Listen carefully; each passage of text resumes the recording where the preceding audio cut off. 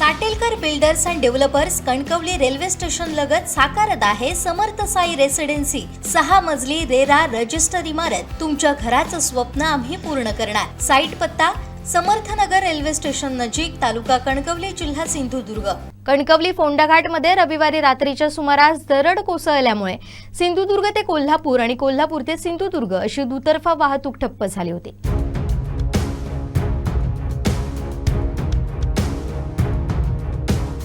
रविवारी दिवसभर सुरू असलेल्या संततधार पावसामुळे घाट रस्त्यात दरड कोसळली। मातीचा ढिगारा आणि दगड झाडं रस्त्यावर आली होती, त्यामुळे काही तासांसाठी वाहतूक ठप्प झाली होती।